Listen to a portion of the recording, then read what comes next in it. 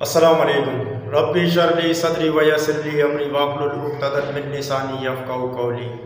تمام حمد و ثنا اللہ رب العالمین کے لیے ہے جو تمام مخلوقات کا پروردگار ہے۔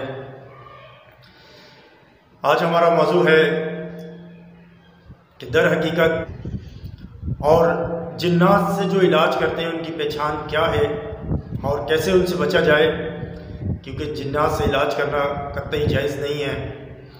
نبی علیہ الصلوۃ والسلام نے ایسی کوئی تعلیمات نہیں دی کہ جس سے جنوں سے مدد لینے کی اجازت دی گئی ہو، بلکہ سورہ جن میں جس طریقے سے ترجمہ آتا ہے کہ بعض بنی آدم نے بعض جنات کی مدد طلب کی جس سے اس کی سرکشی اور بڑھ گئی، ورنہ یہ انسانوں سے ڈرتے تھے۔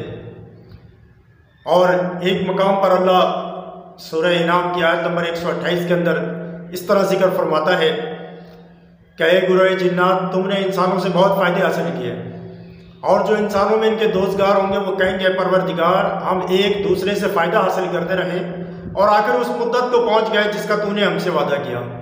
اللہ فرمائے گا تم دونوں کے لیے جہنم کی آنکھ تیار ہے۔ اس کے آگے اللہ فرماتا ہے کہ مگر اللہ جس کو چاہے معاف کر دے، اور تمہارا پروردگار دانا اور خبردار ہے۔ اس کا مطلب ہے کہ جنات سے قطعی مدد لینا جائز نہیں ہے، بلکہ بعض لوگ سلیمان علیہ السلام کے حوالہ دیتے ہیں کہ سلیمان علیہ السلام نے جنوں سے مدد لی اور وہ بھی تو جنوں سے کام لیا کرتے تھے۔ لیکن آپ شاید بھول گئے اس بات کو کہ نبی علیہ السلام فرماتے ہیں اللہ نے سلیمان علیہ السلام کو جنوں کا حاکم بنا کر بھیجا تھا، یعنی کہ سردار بنایا تھا۔ سردار جو ہوتا ہے وہ مدد نہیں لیتا ہے، سردار صرف حکم دیتا ہے۔ اللہ سبحانہ تعالیٰ نے ان کو جنوں کے اوپر حاکم بنایا تھا، اور ہوا ان کے تابع کر دی تھی، اور چرند اور پرند کی بولی ان کے تابع کر دی گئی تھی۔ انہوں نے مدد نہیں لی، بلکہ بعض لوگ اس طرح کہتے ہیں کہ ملکہ بلقیس کا جب تخت کی بات آئی کہ تم میں سے وہ کون ہے شخص جو ملکہ بلقیس کا تخت یہاں لے آئے گا۔ یہ اس طرح کا معاملہ ہے کہ جس طرح ایک ٹھیکیدار ہوتا ہے اور وہ اپنی لیبر سے کہتا ہے کہ تم میں سے وہ کون ہے کاریگر جو اس کام کو سب سے پہلے کر دے گا۔ تو ایک جنوں میں سے قوی ہیکر جن نے کہا کہ میں آپ کے محفل ختم ہو جانے سے پہلے ملکہ بلقیس کا تخت لے آؤں گا۔ پھر ایک کتاب الہی کا علم رکھنے والے نے کہا، ایک شخص اس نے کہا میں آپ کے آنکھ کے جھپکنے سے پہلے بھی لے آؤں گا، اور پھر ایسا ہی ہوا۔ سلیمان علیہ السلام فرماتے ہیں کہ کیا میں اللہ کا شکر ادا نہیں کروں جس نے مجھے ایسی سلطنت اور ایسی بادشاہت عنایت فرمائی ہے۔ بلکہ ایک موقع پر نبی علیہ السلام کی ایک حدیث اور بیان کر دیتا ہوں۔ نبی علیہ السلام فرماتے ہیں ایک موقع پر مجھے میرے بھائی سلیمان علیہ السلام کی دعا کا خیال آ گیا۔ وہ موقع یہ تھا کہ نبی علیہ السلام فرماتے ہیں کہ میری طرف ایک جن آگ کا گولا لے کر بڑھ رہا تھا، وہ چاہتا یہ تھا کہ میرے چہرے مبارک کو جلا دے۔ میں نے اسے کہا تجھ پر اللہ کی نالت ہو اور محمد صلی اللہ علیہ وسلم کی بھی نالت ہو تو رک جا، لیکن وہ پھر بھی نہ رکا۔ اللہ کے رسول نے پھر ایک قدم آگے بڑھ کر اس کی گردن کو دبوچ لیا اور اتنی زور سے دبایا کہ نبی علیہ السلام فرماتے ہیں کہ میں نے اس کے لاب کی ٹھنڈک اپنے ہاتھوں میں محسوس کی، یعنی کہ اس کی تھوک کی ٹھنڈک اپنے ہاتھوں میں محسوس کی۔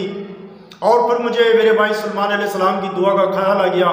میں نے اس جن کو چھوڑ دیا، ورنہ اس کو مسجد کے گیٹ کے آگے باندھ دیتا اور لگواتا۔ مطلب ہے نبی علیہ السلام نے بھی قید نہیں کیا، کوئی قید نہیں کر سکتا، کیونکہ سلیمان علیہ السلام کی دعا تھی کہ اللہ جیسی سلطنت تو نے مجھے عنایت فرمائی ہے میرے بعد کسی کو بھی عنایت نہ فرمائی ہو۔ تو اس سے معلوم ہوتا ہے کہ جن کو کوئی قید نہیں کر سکتا۔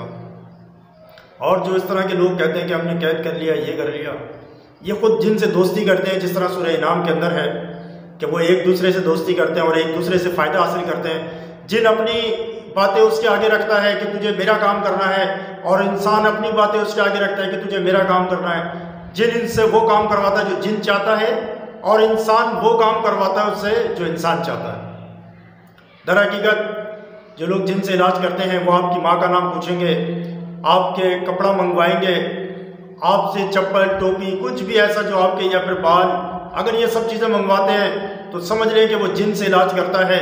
اور جو توکل اللہ سے علاج کرتا ہے انہیں ان سب چیزوں کی ضرورت بھی نہیں ہے، آپ کے نام کی بھی ضرورت نہیں ہے اسے، کیونکہ اس نے آپ کے نام سے بھی کیا لینا دینا۔ قرآن پڑھنے کے لیے کسی کے نام کی کیا ضرورت ہے کہ اس کا نام بھی پوچھا جائے، اس کے والدین کا بھی پوچھا جائے؟ بلکہ یہ سب ایک جو پوچھنے والے سب جنات سے کام کرتے ہیں۔ تو لہٰذا اگر آپ کو کوئی نام نہیں پوچھتا اور نہ ہی کوئی اس طرح کے کام کرواتا ہے کہ مرغا یا پھر مرغی یا پھر کچھ دفن یا پھر روڈ پر کچھ دالیں یا پھر نیمبو یا پھر مرچیں، اس طرح کے اگر کوئی کام نہیں موجود ہے اور وہ آپ کو توکل اللہ سے دم کرتا ہے شریعت کے مطابق قرآن و حدیث کے، تو آپ اسے دم کروا سکتے ہیں۔ وہ کوئی بھی ہو سکتا ہے، کوئی بھی بہن کوئی بھی بھائی ہو سکتے ہیں۔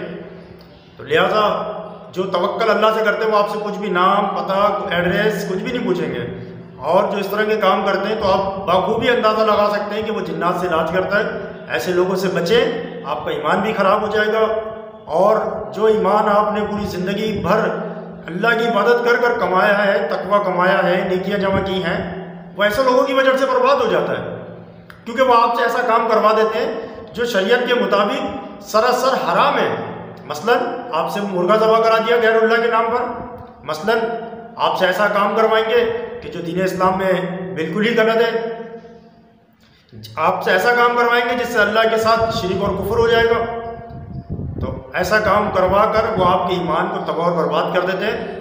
ایسے لوگوں سے ہرگز بچیں اور صبر کریں، اور صبر اور نماز سے مدد لیں، جس طرح نبی علیہ الصلوۃ والسلام نے فرمایا کہ یہ پڑھ کر آیت یا ایھا الذین آمنوا نستعین بالصبر والصلاۃ ان اللہ مع الصابرین، یعنی کہ نماز سے اور صبر سے مدد لو۔ اللہ بھی اسی بات کا بار بار ذکر کرتا ہے کہ نماز سے مومنو، نماز سے فوراً شیطانی مسئلے دور ہو جاتے ہیں۔ وآخر دعوانا الحمد للہ رب العالمین۔